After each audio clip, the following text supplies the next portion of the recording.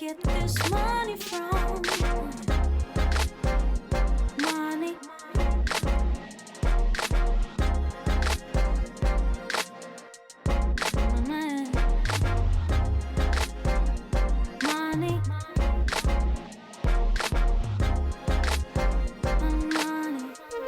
Innovation family, what is up? How's everybody doing today?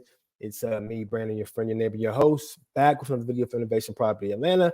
Just here talking about this Turo car rental game, private rentals, side hustles, and ways we all can make money, save money, come together and banter about vehicles and business. Today's quick reaction video, guys, is going to be from my guys again at CarEdge. I'll put their channel link in the description or the title of this video so you guys can get to them easily. But this video, they're talking about GM dropping Apple CarPlay from their vehicles, Android Auto, and other used car tips and tricks, along with what else is going on in the car market. So without further ado, let's tap in with CarEdge to see what they're talking about today in this latest video they put out a couple days ago. Finance manager files federal whistleblower lawsuit against Chicago area dealership. Fired finance manager alleges forgery, fraud, and sexual harassment in the suit. That the TLDR here is we've got regularly engaged in illegal, fraudulent, and deceptive practices against consumers and lending institutions. That's no good. What else do we have here? He discovered the handwriting and signatures on the contracts didn't match the prospective co-signer's driver's license and credit application. So we got our typical fraud going on. Yeah.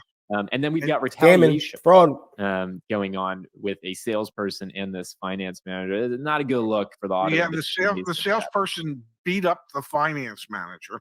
And then they fired the salesperson because, well, you're not allowed to beat up your finance manager. And then when the finance manager quit, they brought back the felon, the alleged felon, the beater-upper, and they gave him because you know, apparently he might not be able to get along with finance managers, but damn, he probably could sell a lot of cars. So it was like, we don't care what his interpersonal skills are with our staff.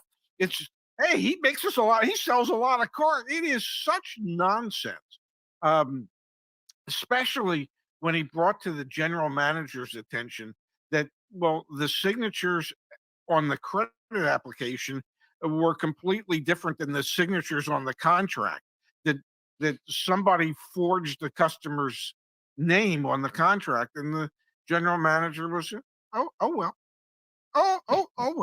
what are we going to do about it? Well, nothing until that customer sues us. Incredible, man. All right, we are going to kick things off, Dad, with a brand that you know and love. There is still a market, although a dwindling one, for Acura's supercar. We had 5. Can you believe it? 5 NSX sold in 2023, and there's still a few leftovers this year. It seems like the NSX had a hot moment, and now it's coming. Well, first of all, man, NSX, the Acura NSX is a really nice sports car. That's something I would definitely get if I had the money. In terms of a lineup in my supercar or exotic car, would definitely be an NSX. I'm a big fan of those Acura NSXs, the way they look. For them to only sell 5 this year, it goes to show you where we're at, guys, from an economy standpoint and who can afford what. Because that car, maybe brand new, might be 150, 175. So it's not like the same prices like a Lambo or Ferrari or McLaren. Maybe close to a McLaren or Audi R8, but still beautiful car. Come back to reality. 5 sales in 2023, 298 sold in 2022. What happened to the NSX, man? It was supposed to be coming back. They discontinued it. Yeah. They shouldn't have, man. That's an awesome car. They discontinued it.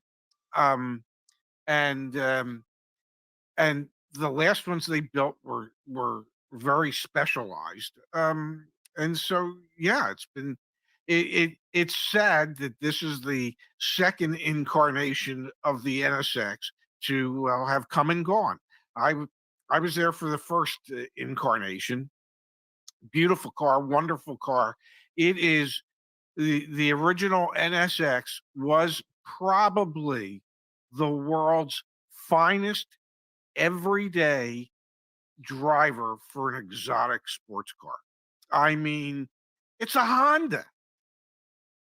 It's a you could run them forever, and people did, and they used them as their daily drivers. And yeah, it's unfortunate that yeah, it's like the SLX at this point.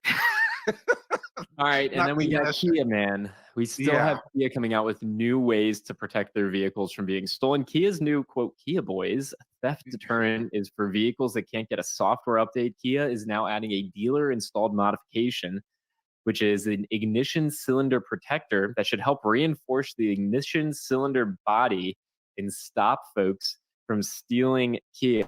Man, this story.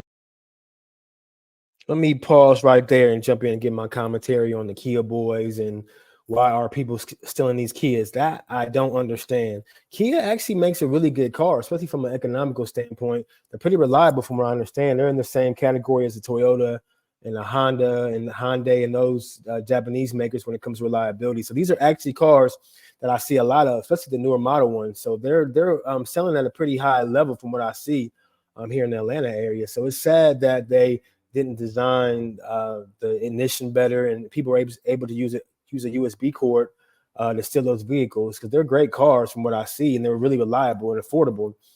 So it's sad that even everyday people, everyday workers, can't even go to the mall or go somewhere without getting their vehicle stolen.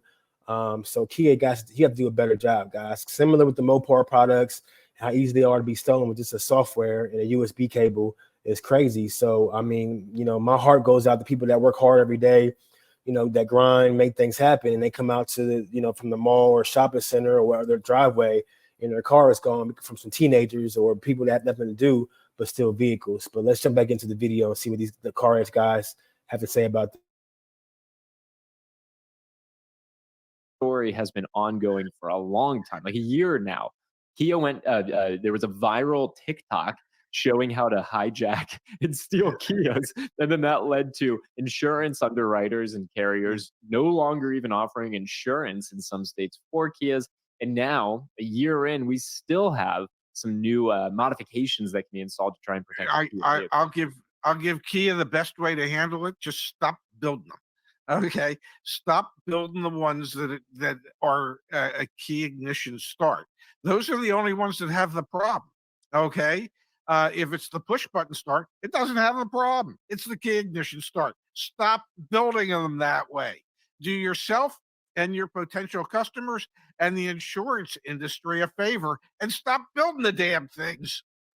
Yeah, 100%. Now, last one for you, Pops. I know, actually got two more for you. I know you're not huge on tech and cars and everything like that, but I was shocked Yes. when I saw this headline. GM says it's dropping Apple CarPlay and Android Auto because they're unsafe.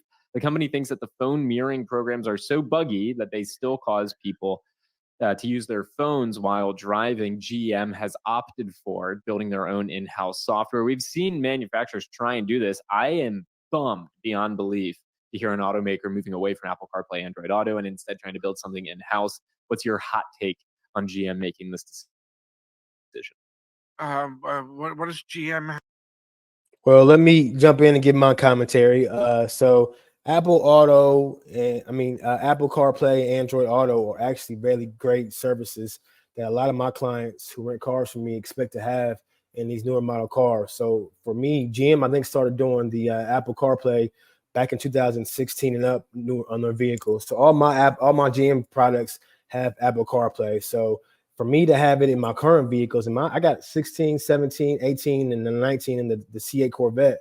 But for the new cars moving forward, possibly not to have this can really be a deal breaker for a lot of people that want Apple CarPlay and Android Auto, because these are huge features that people use to have everything all built into their phone, the display on the infotainment screen. So this is huge. Even they come up with their own homegrown system to replace it. Still, Apple CarPlay is amazing to me to have everything already there for you. Plug in your cord, and a lot of stuff now is wireless too. You can just already have it built in wirelessly to your phone, from your phone to your infotainment screen to get everything going. So it's just that's going to slow a lot of people down from wanting to buy a lot of these cars, or can be a deterrent from wanting to buy these cars. But that's just my thoughts.